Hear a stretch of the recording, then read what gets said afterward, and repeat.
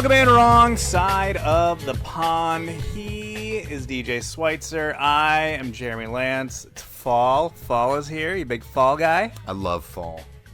All right. It's the best of the seasons, in my opinion. Agreed. What's The smells are great. smells are good? The clothes are great. I love getting to bust out like long sleeve shirts and pants. So good. I love some pants. I love the notifications that go off in the fall. They just ring, bounce off all those leaves falling from the trees. Yeah, I mean that's the sound of the foliage, right? Yeah, right. That's every time you hear that ding. That's when they turn when it turns to like a red, like it's the leaf. Yeah. The leaf literally just goes ping. That sound out there was actually just one of your trees, all of the leaves just poofing over into the red. I have a tree in my backyard that starts dumping leaves onto my back patio around like late July. Yeah, I have one of those too. So I mean Is it a crab apple? I don't know. It's not a crabapple tree. Hmm. It's just a dumb tree. I don't know what they are. Yeah, I have a crab apple that does that. Oh, I bet. Oh yeah, we had one of those in our backyard as a kid, and then like we had to go pick up the apples. Oh, it's all terrible. The time. Yeah. And they're just gross and nasty, and bugs are all in them. Luckily, these are tiny, little itty bitty ones. Oh, that's good. Yeah, so these it's were not like too bad. decent, like I'd say bigger than a golf. I don't know what the in between size is. Not a bigger than a golf ball, not as big as a baseball, but like Kind of like a bouncy ball size. yeah, like just a good healthy sized bouncy ball. Yeah, you've now tuned in to our new Sphere horticulture podcast, Wrong Side of the Tree. I love fall. It's super exciting.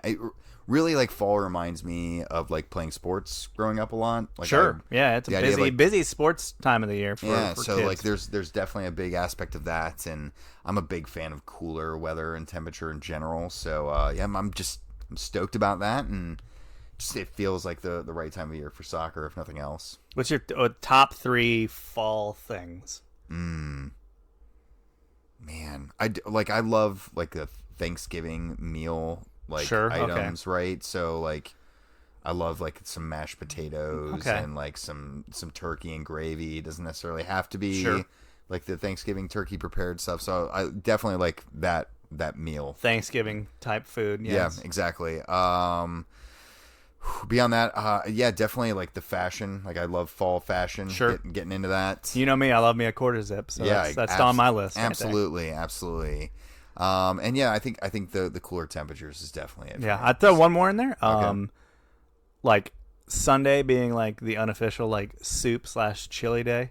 Ooh. Where you make that. We did that. Oh, dude, we did that Sunday. The girls had a game at like 5 out in Indian Hill, and like I made chili that afternoon, and just got it just simmering on the pot. We come back from over the hills, and we were all chilly from like the game, and got inside and got that going. Break out the chili and the crackers. Oh, it's delightful. Oh man, what a Sunday! Sunday! But that kind of the chili meal kind of falls into that like fall food kind of thing. Yeah. Like, I really should have rolled that into the earlier part of it, but yeah, no, it's awesome. I'm excited about the return of the cooler temperatures for a lot of reasons, and soccer is a big reason for that. I did a very fall thing. My family and I went to the Rhine House over the weekend, and like all of us, me, my wife, and all my kids. Something that doesn't normally sound normal for like most people, but sure, like most bars. Most bars. Yeah, generally speaking, frown upon that behavior. Yeah, especially when you bring them, like before noon. Right. But yeah, that's a pretty normal thing for the Schweitzer clan, or at least it had been. It's the first time we've done it since COVID, so that was a pretty little family treat, exciting little treat, and luckily Spurs gave us a little bit of a gift, even though it was a bit delayed. Was that Jordy's first time at the Rhine House? He's been there before, but in a carrier. Yeah, so this time he was like running around all over the place as a 2-year-old is wont to be at a bar, climbing on the golden tee. Yeah, he was definitely on the golden tee. He was in the women's bathroom. There you go. That's a good spot. Back behind the bar. He there you go. He took the tour. Flipping some drinks. Was he like? Aaron did not put him to work. Aaron was should have. He should have been there. Aaron probably would have appreciated that. So, but no, it was a fun fall kind of experience to get the kids back out there. Something that just really takes it back a little bit. No, it's good. Yeah. Classic. I still haven't brought my kids to Rhine House. I need to do that. I feel like they would all just my kids like complaining about being bored. Oh yeah, there's plenty of that. They're professional complainers. Yeah. So like my son I could never take him. He'd be like, literally, we wouldn't even like get to our seat, and he would already be like, like just doing the deep sighing, like, what, bud? Yeah. What's the matter? There's nothing to do. There's just so bored. much. The walk in here is so long. Why can't we just park in a parking lot? Sorry, this is a city. Oh yeah, he would. Yeah, he would definitely complain about that. We're big about the kids loading up on. And then the girls would just want me to like buy them like 80 Sprites while they were there.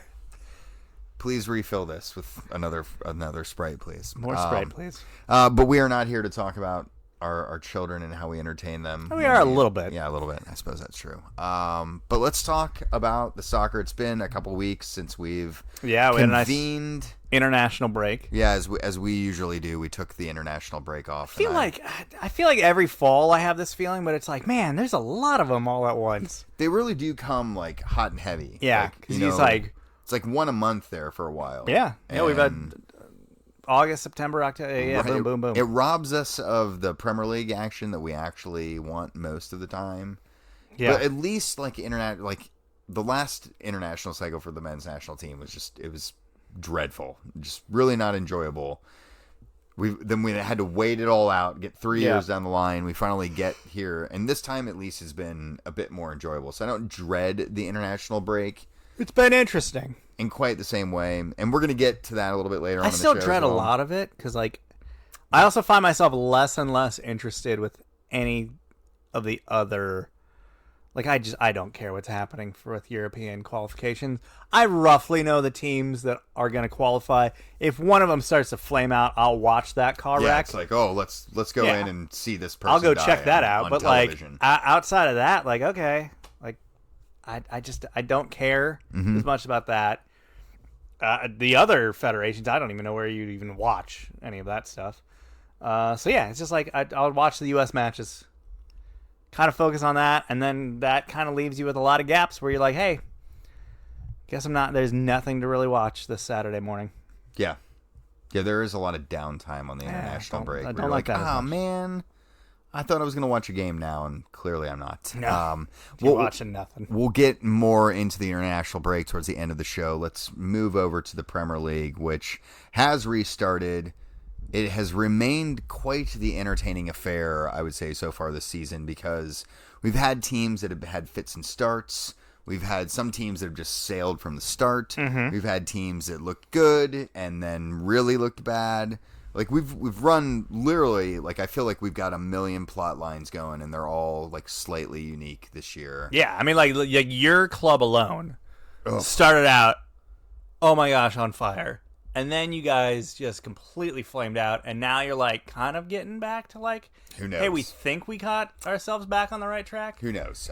Look, before we get into my team's temporarily halted trash fire, let's go to a club that's surely on fire, and it's the trash that is on fire. Manchester United, a team that's invested so much in itself over the last few seasons. Sure. It's flown under the radar because I feel like their mantle as like the pace setters for spending has really been stolen, and rightly so, by the likes of Manchester City and Chelsea prior to that for a while. But then even more so over in the continent, right, where we're seeing PSG, Madrid and Barcelona have spent wildly. Juventus has done some big spending. Bayern, right? So.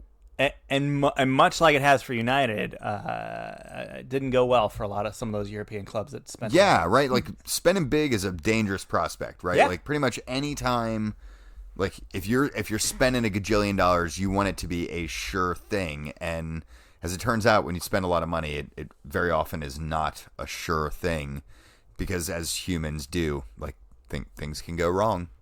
Yeah, and not go as you expected. Yeah, they can go real wrong. But.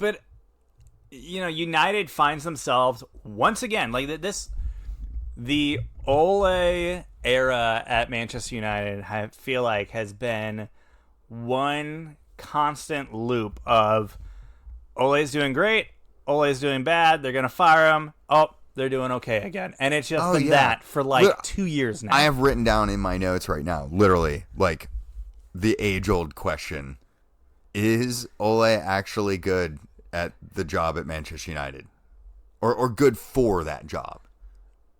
Yeah, I feel like every 5 episodes we ask this question. Like, is he good? Nah. It's kind of like, here in Cincinnati, we had Marvin Lewis at the Bengals for forever. I mean, he was like the dean of coaches there for a while in the NFL. He was longest tenured. And every year it was like the same thing. Like, they would have a horrible season, but then, like, just when you thought, like, it was like, okay, surely this is where he gets fired, like, the team did, like, just enough. They won just enough games at the end of the season, or somehow made it into, like, a wild card playoff spot, and, like, things went just well, just enough at the right times to where, like, they just kept, like, oh, I guess we don't need to fire him now. And I feel like that's what it's been with Ole. Like, there's been these patches where it's been like, well, surely this is where he loses his job. But then, like, they kind of right the ship just enough for the board and everyone else to be like, okay, I think we're good then. Well, and I don't have the numbers in front of me, so, someone can correct me if I'm wrong. No one probably will correct me, but no one cares enough. But what I'm getting at is, like, the last 2 managers that were here before him of any note or time, like, their records are roughly the same, right? Like, just from a raw percentages standpoint. Like, they're all kind of in the same neighborhood. And Ole's might be a little bit better, but, like, it's not so much better that you, like, can understand why with the last 2, like, they were rushed out the door almost. Because things just weren't going Sir Alexy, right? Like, everyone was expecting Sir Alex, and they weren't doing that. Right. And Ole's kind of doing that exact same thing. Like, what is it about him that he gets that additional leeway? Is it solely because he's, like, a club legend of sorts? Like, is that enough to buy him that much? I think it's part of that, and part of, like, I don't know if it's like they almost are just trying to hang on to will this thing to work because, like, they don't want to hit the reset button another time. Like, I think that's it, right? Like that. Yeah, like we started this podcast in 2013. That was like the day we started was the day that David Moyes managed his first match, the Community Shield, for United. That flamed out. Then we had Louis van Gaal. That flamed out. Did we have someone else before Mourinho? No, I guess it was just straight to Mourinho. Yeah, it was Van Gaal, Mourinho. I mean, it was like gigs for like 2 weeks. Yeah, and then right. Mourinho came. Yeah, exactly. The following season. And yeah, I feel like they have been in this cycle now since 2013, and they're just too afraid to once again have to hit the reset button. Well, and to that point, like, there has to be someone that they're confident will do better, right? Like, and a lot of times when they've done that and he's been in these situations, like, if you observe out over the sea of potential managers that Manchester United could find themselves at the moment, obviously you're looking at people who don't have jobs right now, and that's probably a non-desirable crowd for the most part. And it's really like, I think you got like 2 guys basically left out there. Like a Conte. Conte? Allegedly, there's a rumor that the board has made contact with Zidane's representation. Okay, I could hear it out. And that also the addition to that rumor is that, like, that was a Ronaldo endorsed move. Sure. Which also makes sense. Absolutely. But outside of those 2, and like Antonio Conte is like, just his new thing is just to turn down and remove himself from jobs. Like, I am out of contention. I'm not in the running for this. No, thank you. He took himself out of the running for the Arsenal gig that was really never open, but there was the rumors were out there. The Newcastle gig, which technically is also still not open, but he publicly, I believe, took himself out of the running on that one. Yeah, but that one's open. It's open. I mean, is it now? It's pretty much open. I mean, but technically, Steve Bruce is still there. Like, his key card still works at the training center. It does. As of time of recording. It does. Wait, we'll just pause on that because we have to come back around to that. But timestamp this. It's 11:41 Tuesday evening, and as of this moment, Steve Bruce is still allowed on the premises. All right, fair enough. A small update from Wednesday morning. Steve Bruce has actually been shown the door at Newcastle United, so we didn't even actually make it 12 hours before this became factually incorrect. But you know what I mean? Like, there aren't a glut of great options a lot of times. Like, this might be the first time that there's, like, a good selection available to them. It's fear of pulling that trigger again and looking like we're just another one of those teams that has to do this like everyone else does now. We're not that special club, but it's also hey, there's really no one better than him out there, I guess. So we may as well just keep on doing this. And again, he's probably making a pretty penny, but he's probably not making the same money that like Conte could demand. Yeah. Or Zidane would demand. Ole is the Jim Harbaugh of the Premier League. He is at a club. He is at a club that is trying to hang on to their mystique, although it's kind of like the air's out of that balloon for a lot of like the global community of soccer. I'm glad you explained this reference. It's a former player, mm-hmm.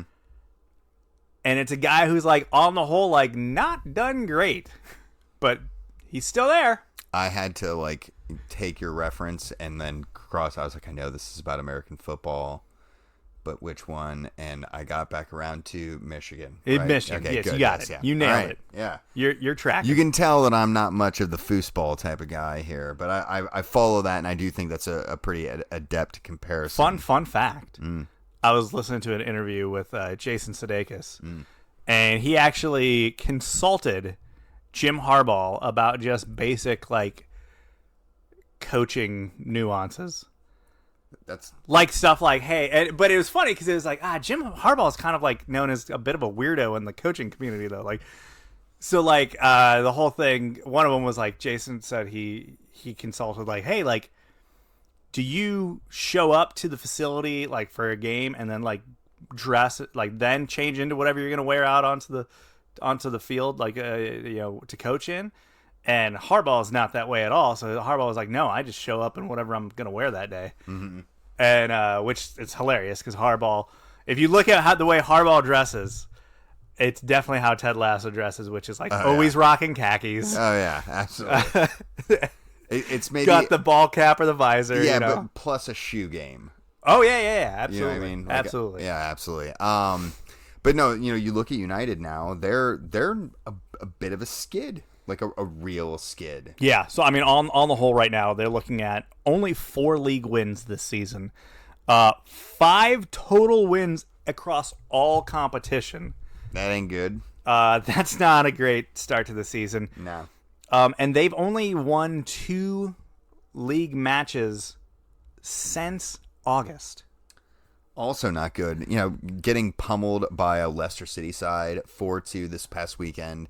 Leicester have not looked good of late either. Yeah, like they've strung together like 2 decent results now. Yeah, and maybe they're a bit on the rise, but hopefully, I feel like they were on the brink too. Yeah, like they were. Hey guys, like you're about to become the old Leicester, but you're about to have to go hire Ranieri again. But this match, like Rodgers out, like it was a total out coaching job. Like it was.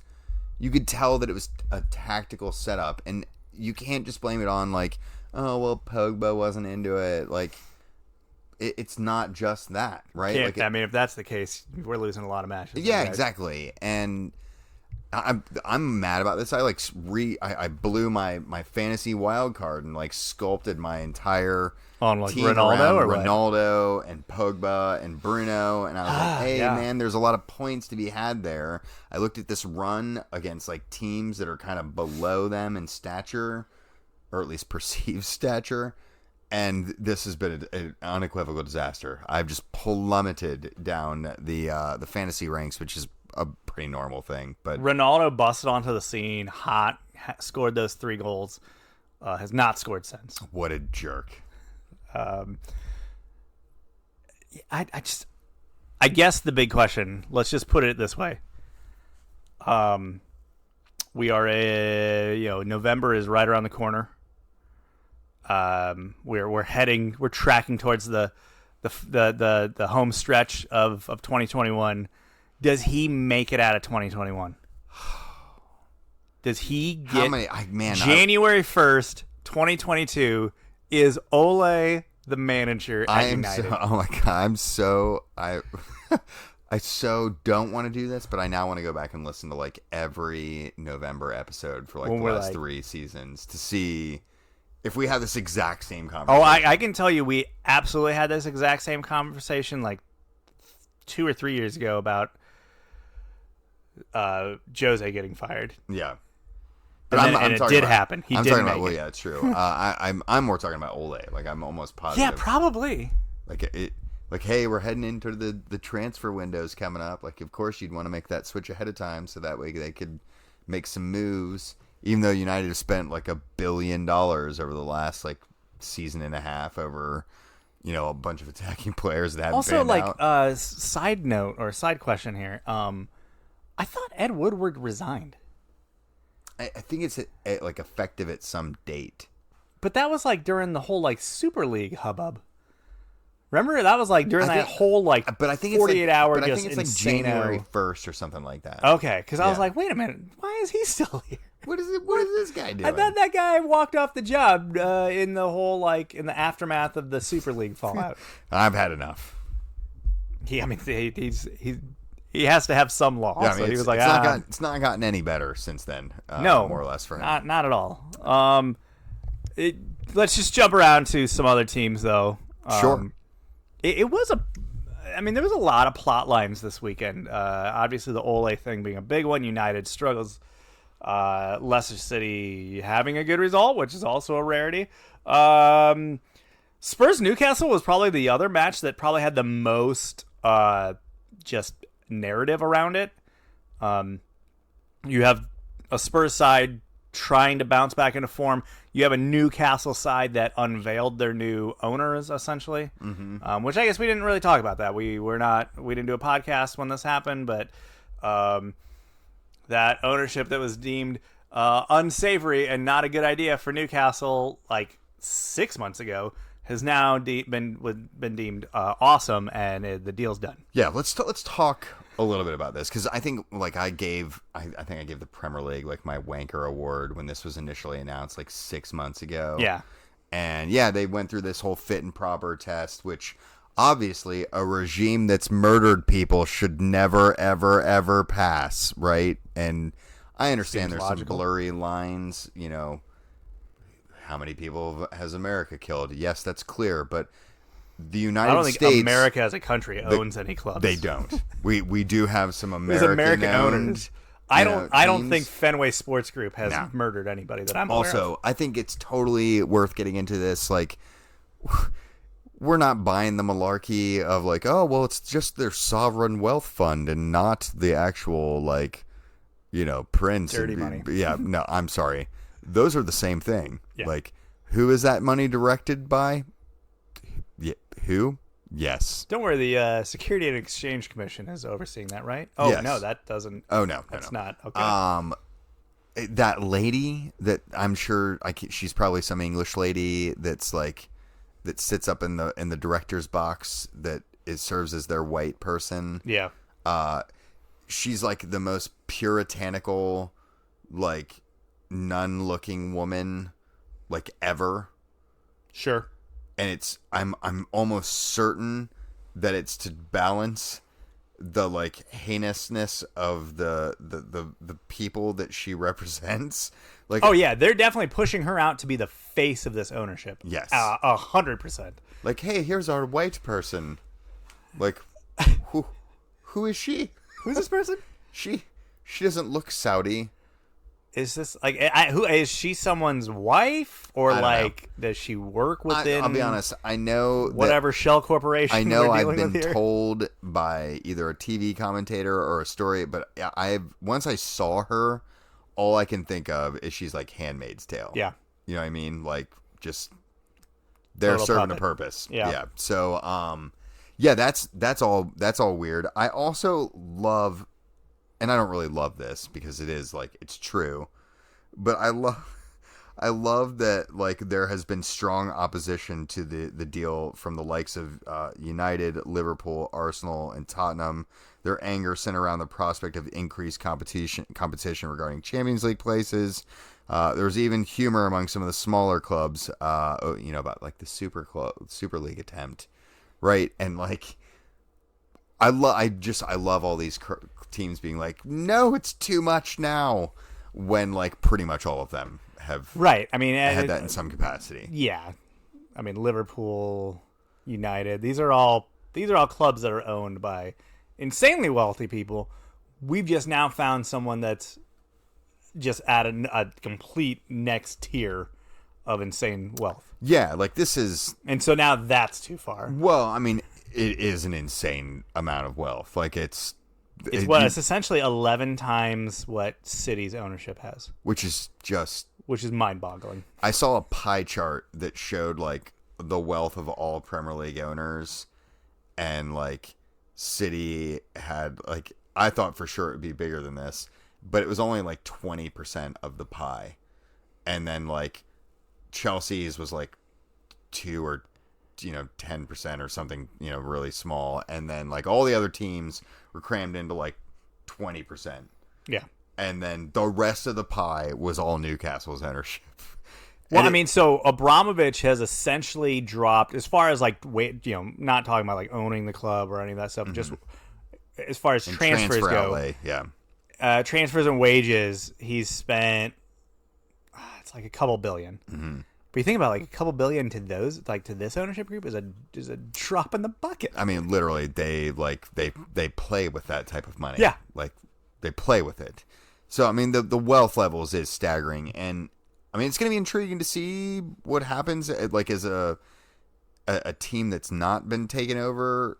I mean, listen, Spurs ownership are also billionaires. Like, let's not write that off. Like Joe Lewis, you have to go fairly far down the list before you no longer are dealing with billionaires, right? Yeah, at least as the primary owners, right? But like, as someone who doesn't have these ridiculous likely to be money spending owners, you're like a little bit jealous, but you're also like, thank God I don't have to like justify like all that what is very clearly like reputation rinsing. And I don't know, it's I'm worried, like obviously about Spurs like place and all of this new picture that will develop. But I also remember what it was like when this happened with City. Like I remember the City takeover. I remember what they were like before this. Right. And I remember how long it took them to become like a dominant team. And yeah, they went out and made some splashes. They bought like Robinho and like Tevez. Carlos Tevez, but that was like second wave. That's true. Like James Milner. That's when they still let like Mark Hughes run the team. Vincent Kompany actually came in like really early in those days and was like, cemented himself. But like their buys weren't quite as big of a deal like as what they are now. And I think Newcastle are going to have to do that. Like they aren't going to be able to like go out next summer and like, spend $3 trillion and bring in the world's best squad. Like this isn't fantasy FIFA. Like they are going to have to like answer to some sort of rules and limitations to some of this. But not right away, right? Don't they get like some weird grace period? Yeah, I don't know. So we joke about Steve Bruce is probably on his way out. Like that. Right. He's clearly not the person they want short term having this job. Yeah. That does sound like that's another interesting thing of it, is how quickly they're going to be able to switch this team. Bring in the big names, bring in the big managers, have actual on-field success. Because they kind of like need to do something sort of soon. Because I don't know if you've looked, DJ, but they're on the verge of relegation. Like they're in a relegation spot. I mean, I think like they have to do something immediately. Like for all these like big clubs that are like complaining about the new wealth, like the best way to check this shit is to like get them relegated this year. Yeah. Like, it really should kind of be, and I feel bad. Like, I don't wish this upon Newcastle fans.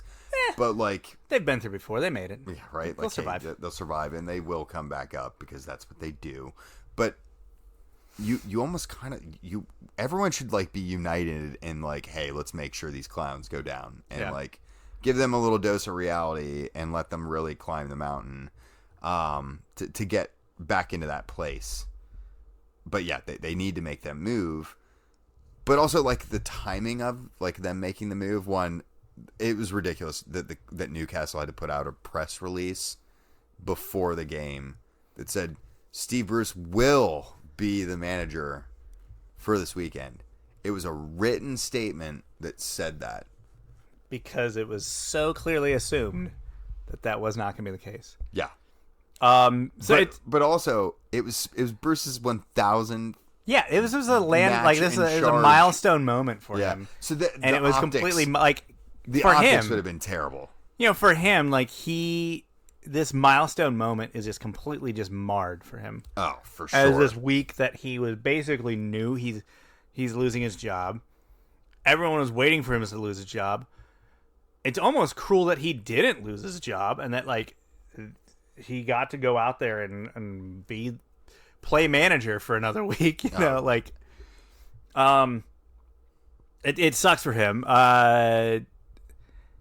Rumors that they might want to bring in Frank Lampard. That seems like a stopgap move. And I say that as probably the biggest Frank Lampard fan in the U.S. Yeah, I know. You've become much more of a realist about Frank, at least as a manager. I mean, he's not my manager Maybe anymore, he needs another stint at New York City FC, huh? Oh, yeah? You know, I know a couple other clubs that are higher this side of the pond. Don't tempt certain people in this town. Let me text him right now. Yeah.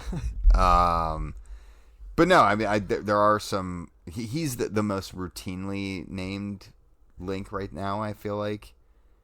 But then, again, like, you could see them shooting for the stars.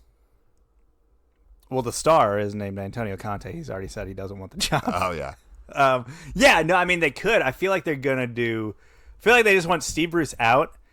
They're going to bring Frank Lampard in. They're going to let him, get relegated?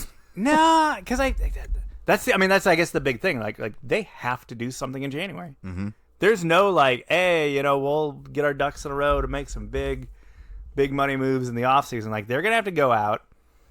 I don't even know who. Like I don't know what this list is gonna look like of players they're gonna pursue come January. Like how big are they going? How quickly? I need an Mbappe bid. I need it. I want it to be an insane number, and I want it to be turned down. Like that's what I really want. I want to see some geopolitics playing out, like directly on Sky Sports News. I wonder if they like go and raid like the China Super League of all like their like the big names that are still floating around there. All the albatross contracts that are over there floating around. And they just go because I mean obviously the like Chinese Super League owners are clearly going to who's going to be like Hulk? See. Hulk, possibly. I don't know. Paulinho. Yeah, there you go. I feel like there's more. There's got to be more. I'm just trying to think of guys I can think of off the top of my head. I'm sure you guys have had some people head over there, haven't you? Yeah. I don't think they're there anymore.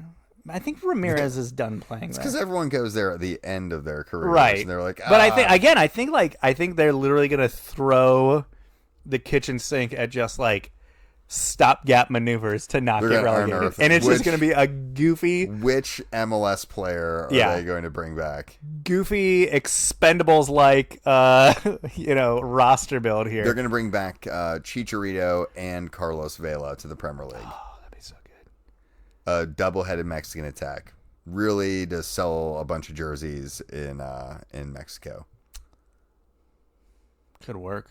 They're going to have to ditch this Castore brand now, too. No way that the Saudi king is like, who is this clown brand? Oh, yeah. That isn't like a major global sportswear company.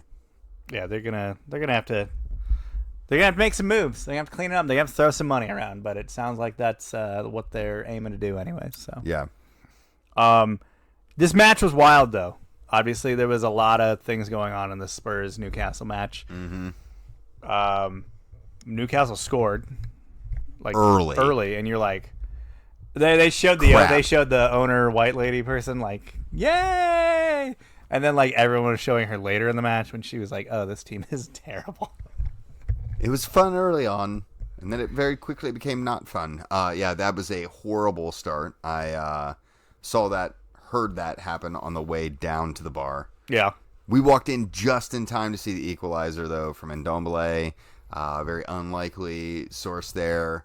And then we were hung at 1-1 there for a while, and then play paused on us a bit. Yeah, so I mean, explain this to me. So basically, there was a fan that went down, apparently a cardiac arrest incident. It was, who was it that basically got play to stop?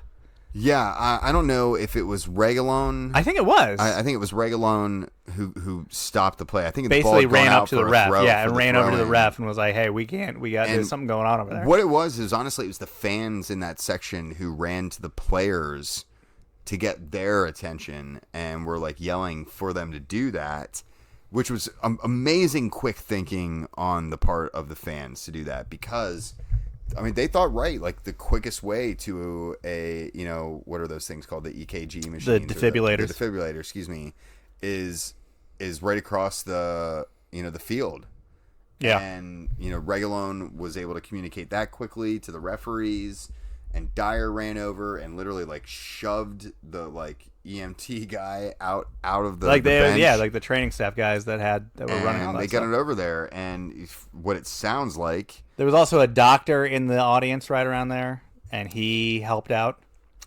Just always love it when that happens. Just some Toon Army doctor that was hanging right. out. Well, I don't know what it is about it. It's always like, is there a doctor in the house? And then someone stands up and they're like, yes. That's why you become a doctor, is so that when that moment happens, you can just for those moments you can just flex on the entire We're joking audience. about this because it does appear that the member of the Toon Army that suffered the cardiac arrest has indeed survived it. Yep. And is recuperating at this time, which is a great story. Just, it was cool. Not that I ever want to see this happen in a match that my team's playing in or anyone else's team, but it was cool to see the players like just stop giving a shit about the game for a minute and like be like, hey, we gotta save this person over here.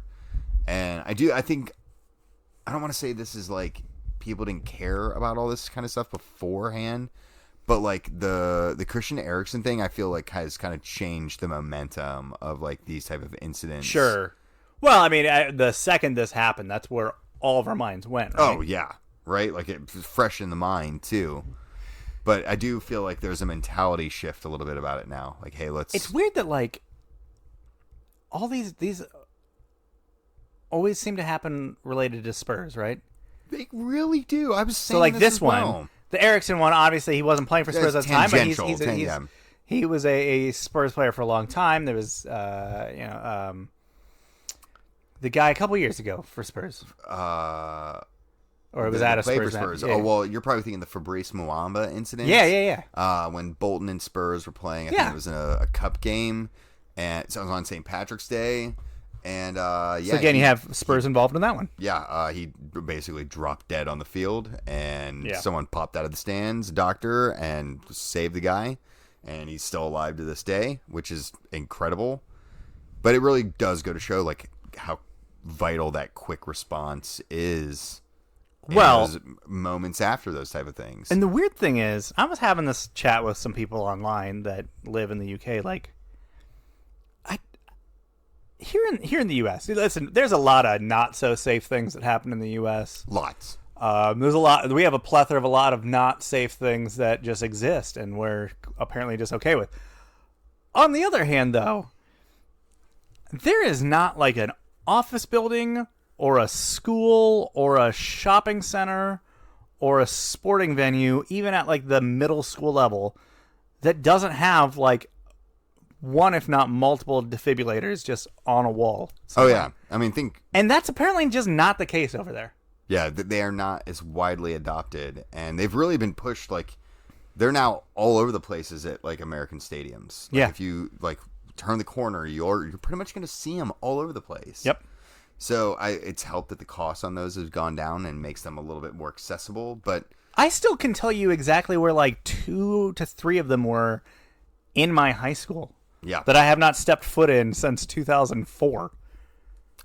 If you're in the market for one, Jeremy can tell you. I can tell you where you can just go grab them off of the wall there at Lakota East. Incredible moment. It totally ended up overshadowing the match to an extent.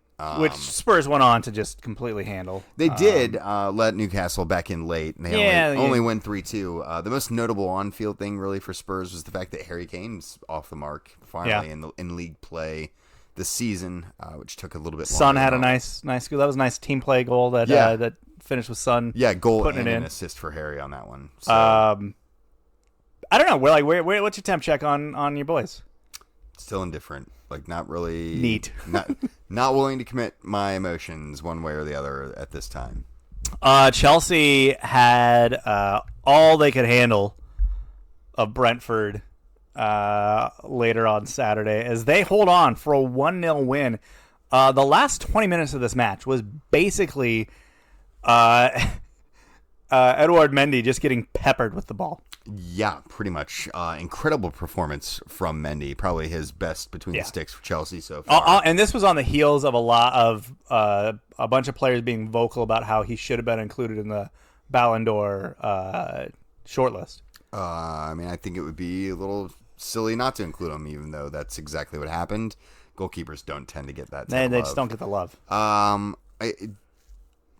I'm starting to wonder, like, what is it with Chelsea and these type of games? Like, is this just Brentford and their like incredible kind of good start to the season they're continuing to have?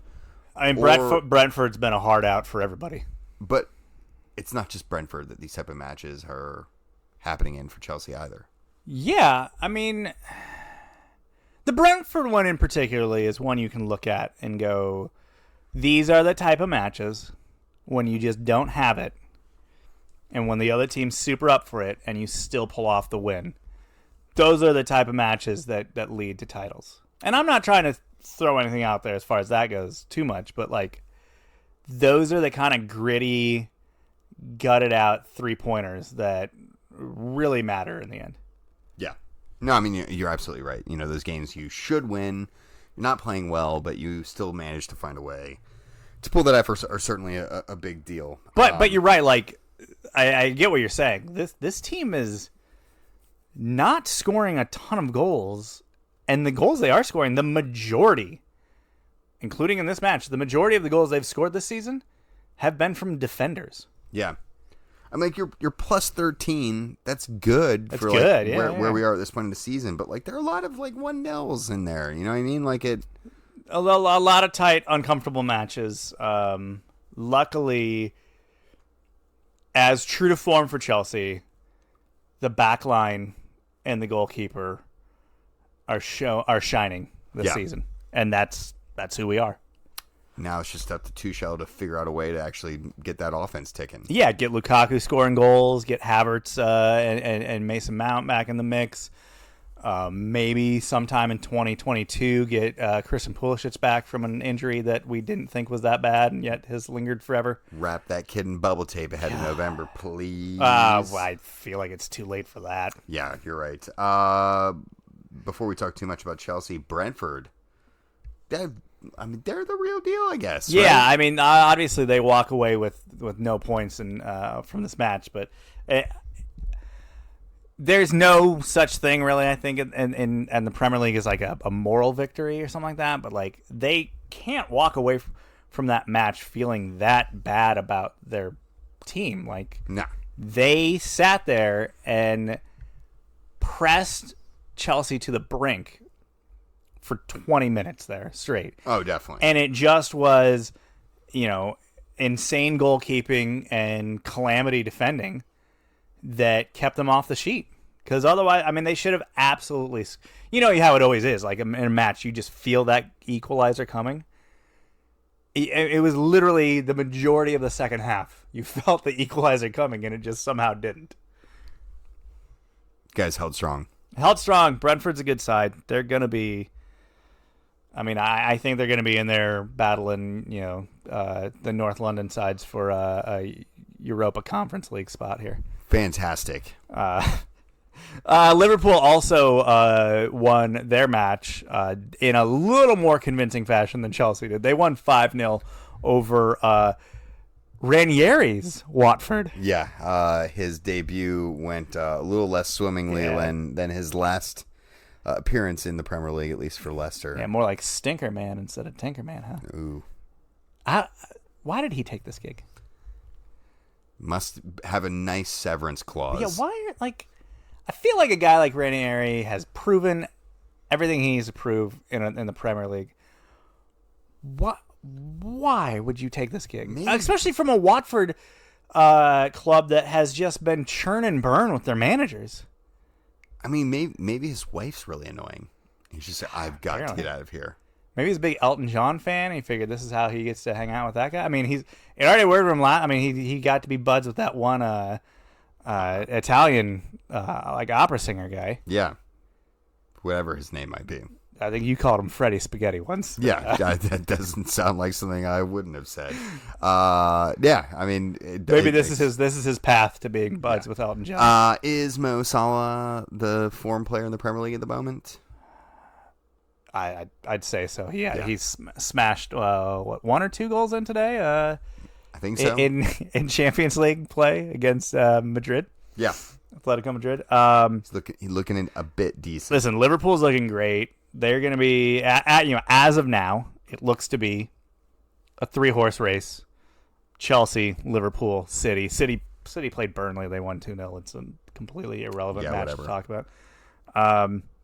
Literally on par with the Norwich match. What was that? Norwich Brighton 0-0. Yeah, it was. Yeah, just as interesting. Yeah, there are going to be a lot of those this year. But it's clearly those 3 sides that have shown themselves to be the ones that are up for it this season. Mm-hmm. The question is, who can stay healthy, who can ride out those the dog days of the Premier League when you're playing some team that's just literally gonna pack it in. Yeah. In front of the goal for all 90 minutes, and you got to find the way to rat out that 3 points and get that win. Easier said than done. Yeah, West Ham beat Everton. Everton in a bit of a funk. Who was it? One of their players they just announced is basically done for the year or done for most of the year on a terrible injury. Yeah, I saw that, and the name's evading me. Oh no. Arsenal got the equalizer at the death against Crystal Palace. Arsenal took the lead, gave up the lead, went behind, and literally at the death, the last kick of the match, clawed one back. And you really have to. They acted like they just won a cup. The way they were celebrating that equalizer. I get it being excited about getting the late equalizer in, but it's also kind of like, guys, hey, this isn't I thought this a was match Arsenal at all that we should have lost. But so Patrick Vieira's return to Arsenal falls just short of being a perfect return, and didn't get the win. Still, obviously, a result that they're going to look at, and it's going to be helpful for their campaign this season of staying up and staying alive for sure. And that goes for both of them, really, if you think about it. Yeah, definitely. Let's go stateside because, as we mentioned, U.S. men's national team had 2 matches. Mm-hmm. It was 2 matches, 3 matches. They just all started blurring together. I think it was 2. God, they played matches. There were matches that happened. Didn't all go very well. Most of them resulted in lots of negative Twitter blowback. Oh, you're gonna have that. Yeah. Lots of talk about who is the best in what roles and where they should be. Yeah, they did play 3 matches. We forgot about the Jamaica match. Feels like it was a month ago. It really does. That's pretty much a lifetime ago, as far as soccer Twitter is concerned, at least. And it was the easiest of the matches. Yeah, it was almost a foregone conclusion. Yeah, it was a fairly convincing 2-0 win over a Jamaica side that,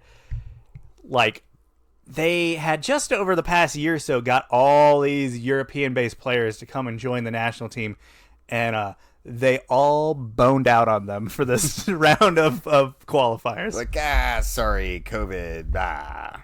So you didn't have that it was a weakened Jamaica side. Moving on to the Panama match, that's where things got a little spicy, and by spicy I mean they lost a lifeless match.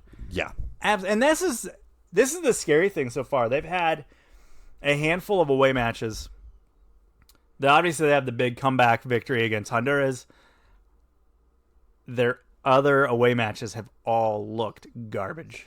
Yeah, and CONCACAF on the road is so hard, right? And those matches generally are unwatchable rock fights. Yeah, and think like the quick turnaround that we've seen. Like normally the national team would go down a couple days early. They get some training in locally. That's not happening right now. You're basically flying in, playing the match, and bouncing. That's exhausting stuff right there. Like that's not good. So there are some considerations there. But you're right. Like they've looked bad when they've looked bad, and they've looked good when they've looked good. And sometimes when they've looked good, they've looked bad, and then they finally like recovered a little bit to get over that hump.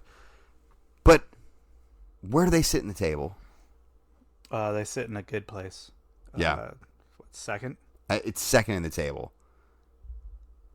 That's good from what I'm being told. I'm fairly certain that leaves them in good position to actually qualify.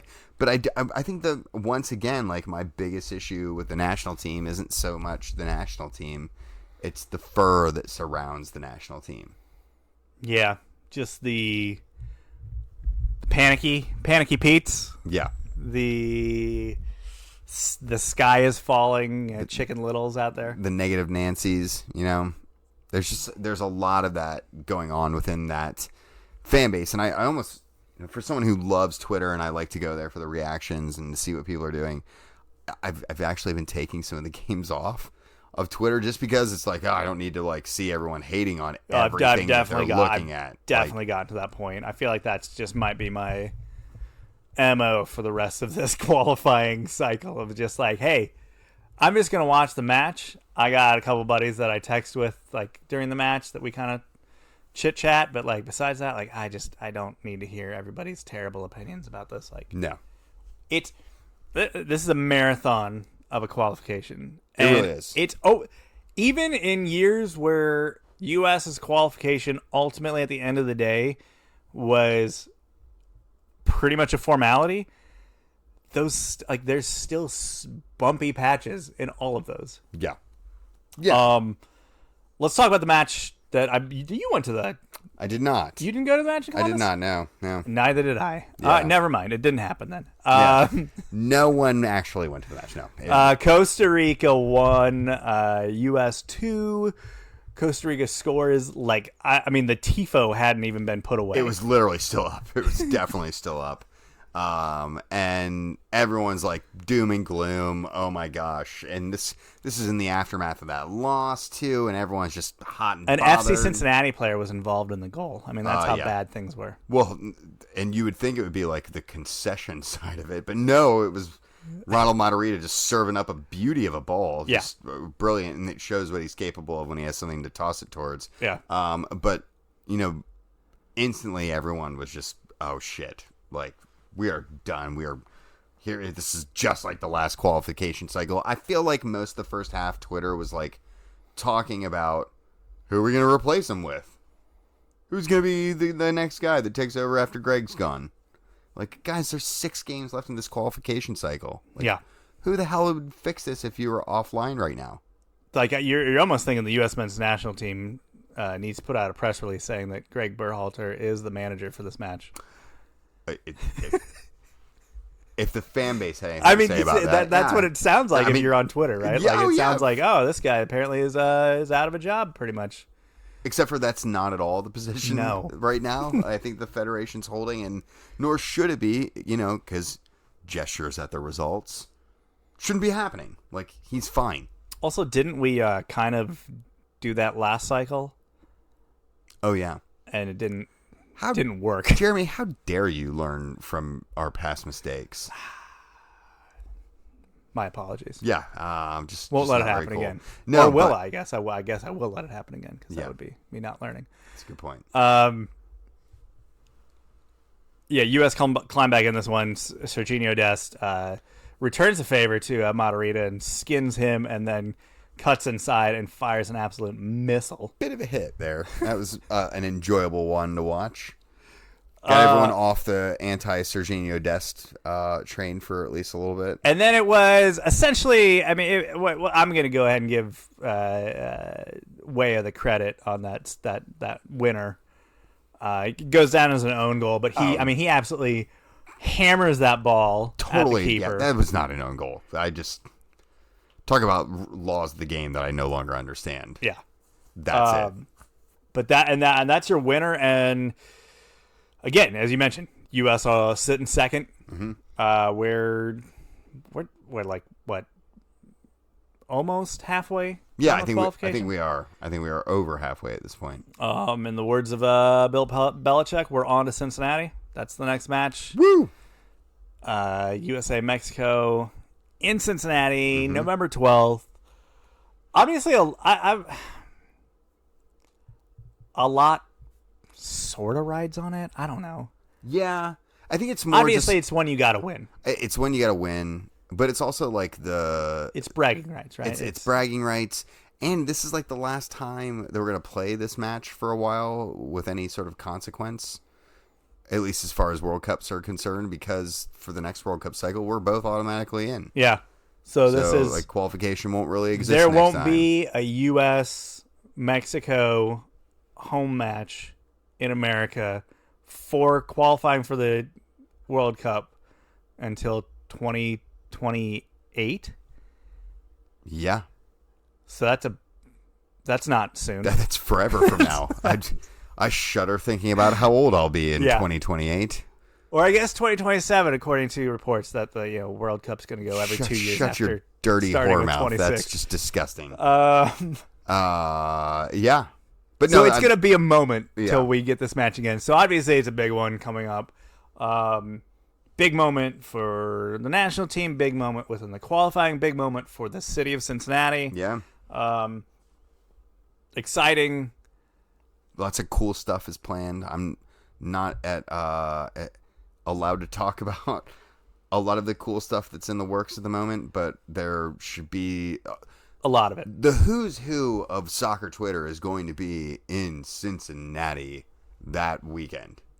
Like that's like the world will be revolving around Cincinnati, Ohio. At least as far as the American soccer world will be, like, it'll be centered here, functionally here. Like everyone that matters will be here. There's some cool programming that's coming up. I'm keen to the TIFOs and that planning that's going down, and there are some cool options that are being tossed around now. So I mean, it's just the buzz is palpable. Like we're less than a month out from it now, and I'm like feeling like, ooh, like here we go. Like it's gonna be here soon. Make your plans. Yeah, it's gonna be a fun one. Stuff. Winners and wankers? I think that's where we're at. Give me your doom and gloom.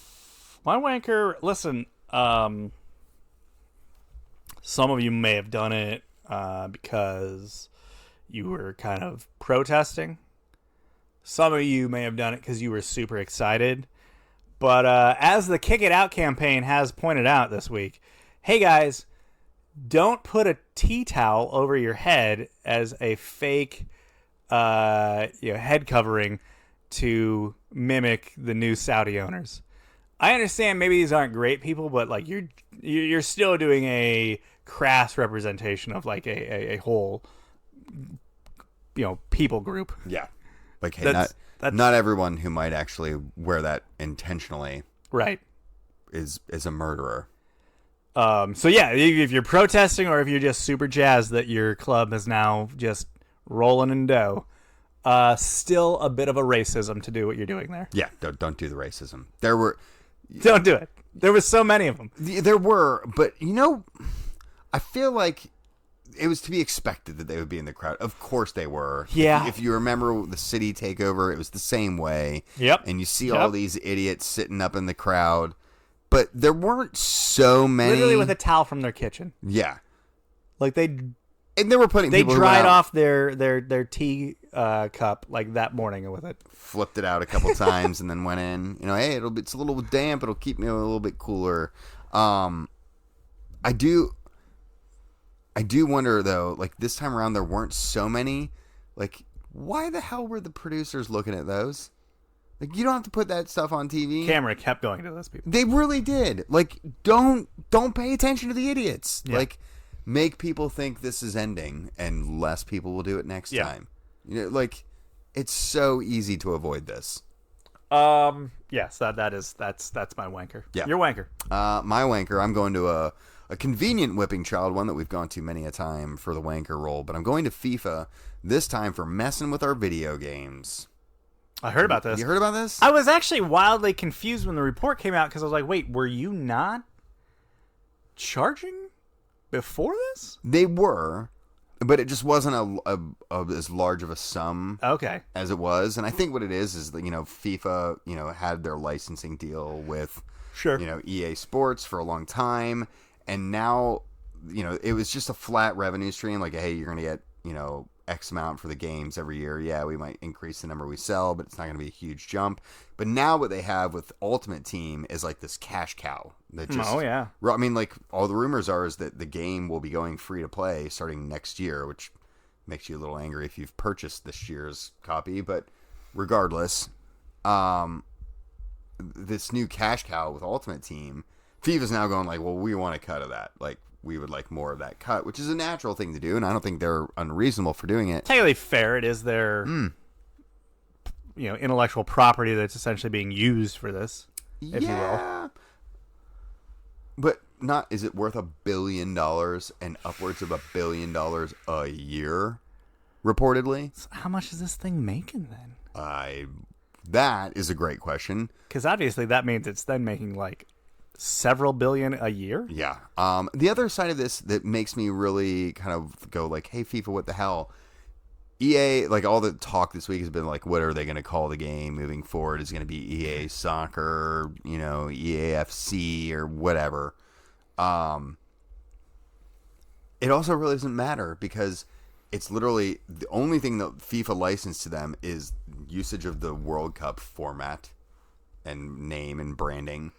And the name FIFA for the game. Right. All the other leagues, all the other teams, all the players, all that stuff, that's all individually licensed elsewhere. Right. That's why you don't have every league. That's why the Champions League didn't always exist in the game until a couple years ago. Yeah. And by the way, FIFA just struck a deal, EA's just struck a deal with UEFA over the Champions League and all this. So, yeah. Like, it's going to be fine. We're still going to have our FIFA. But it's just such a stupid, power hungry, way too big of an ass thing that FIFA are just doing everywhere right now. Like, everywhere they touch, they're going. Oh, you mean like a World Cup every 2 years? Yeah. Yeah, exactly like that. Yeah, no, I get you. Yeah. Hit me with a winner.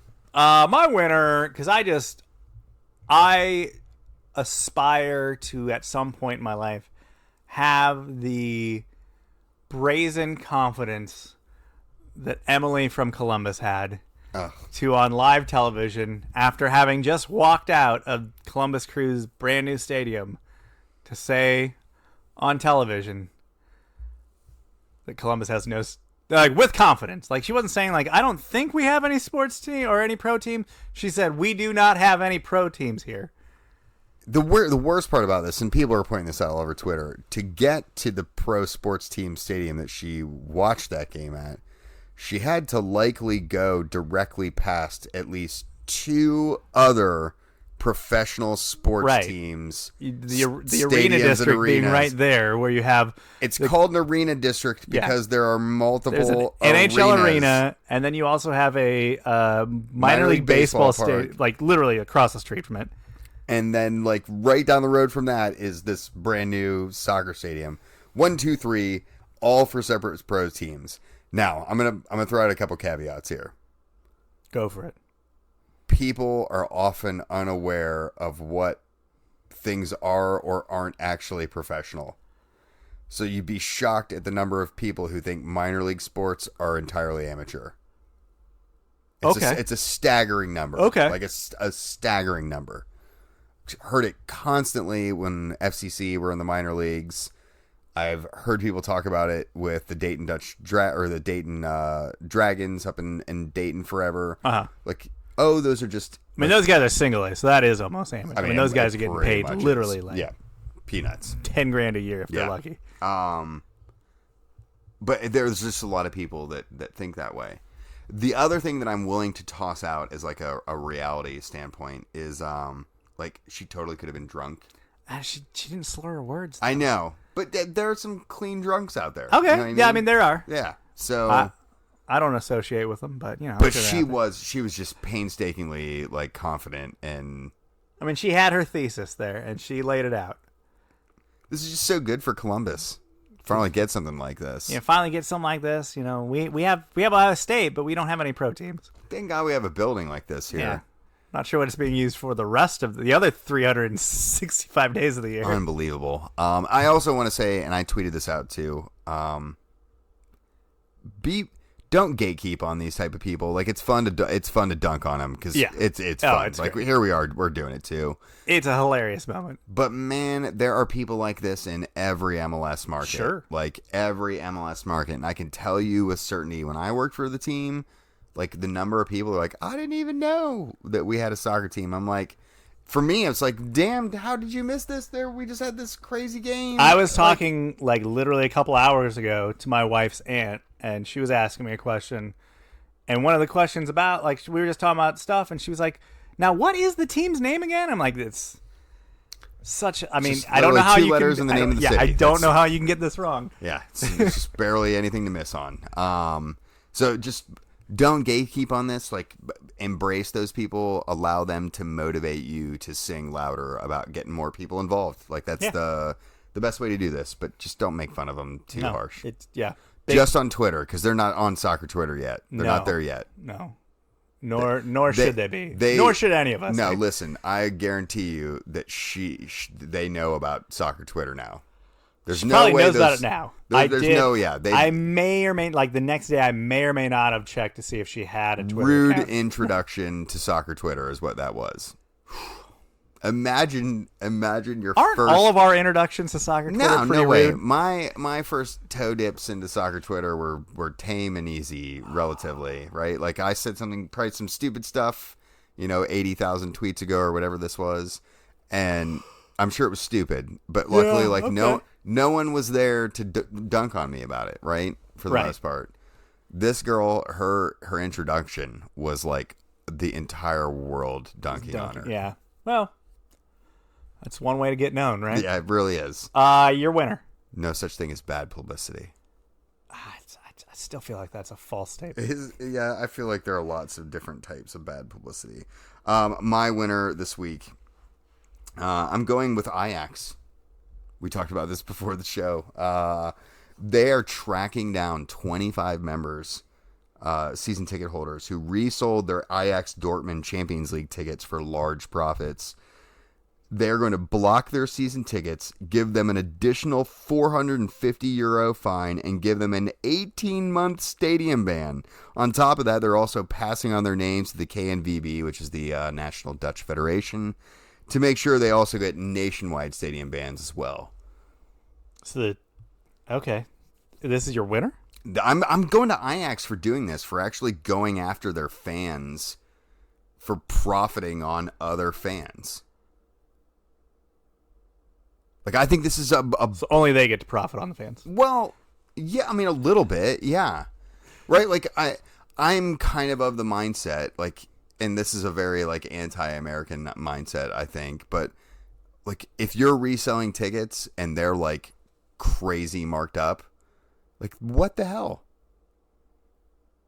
Like, these are just other people like you that were trying to enjoy the game, and what you get to profit on it because you were there first? I don't know. I don't know.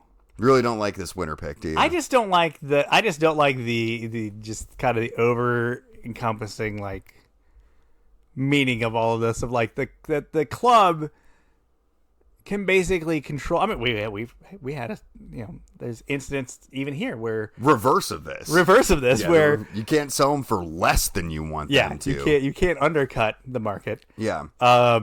But I think that's proof that the door swings both directions. You know what I mean? Yeah, I feel like it should not be swinging at all.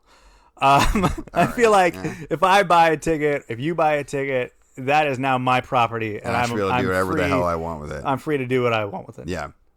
To me, it just feels like a gatekeeping thing. If the secondary ticket market is legal, then I just don't see why supply and demand can't just run that how it is. Listen, it's great, and it's a good gesture to take tickets that do have a demand to them and either give them or sell them at face value to people, within your group. I know that, within supporter groups. That happens all the time. Sure. That's happening here. I know one of the guys in the Norden group here in Cincinnati, like just the other day on the Discord channel, was like, hey, I have 2 USA Mexico tickets I thought I was going to use. I'm selling them at face value.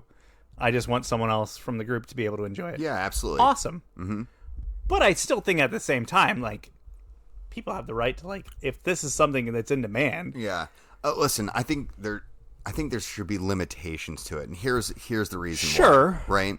I look at something like this upcoming USA Mexico match. Mm-hmm. Highly desired tickets.